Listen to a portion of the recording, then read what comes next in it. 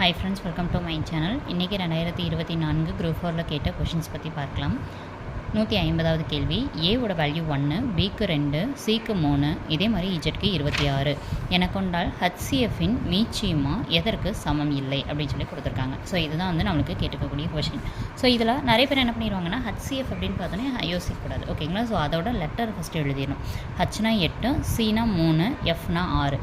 இதை வச்சு என்ன பண்ணணும், மீச்சியமாக கண்டுபிடிக்கணும். அப்போ 8, 3, 6 இந்த 3 எனக்கு மீச்சியமாக கண்டுபிடிச்சோன்னா மீச்சியமாக வந்து 24, ஓகேங்களா. இந்த 24 கீழ் கண்டதில் எதுக்கு சமம் இல்லைன்னு கேட்டிருக்காங்க. அப்போ எக்ஸுக்கு 24, E + Sனா 24. இதையும் நம்ம பண்ணும்போது அதோட வேல்யூலாம் போட்டு போயிருக்கும்போது இப்போ ஏனா 1, Cனா 3, Hனா 8வது எழுத்து இப்படின்னு சொல்லி போட்டு போயிருக்கும்போது 24 வருது. ஆனால் இதுக்கு மட்டும் 24 வரல, ஆன்சர் 12 வருது. அப்போ இதுதான் தவறானது.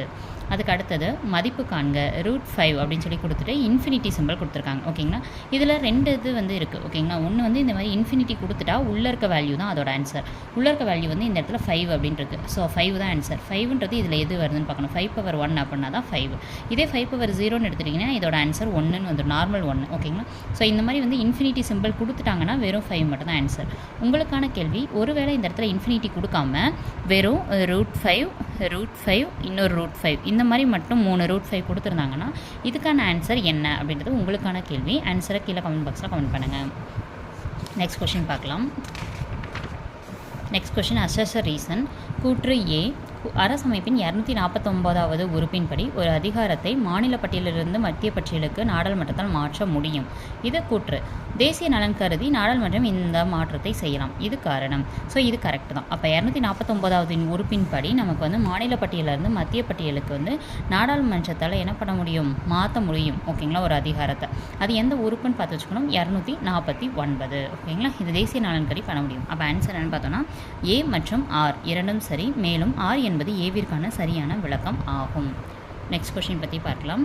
அண்மையில் தாவரங்களில் நோய் ஏற்படுத்தும் பூஞ்சையானது மனிதர்களை தாக்கி நோய் தொற்று ஏற்படுத்தியதாக தெரிய வந்துள்ளது.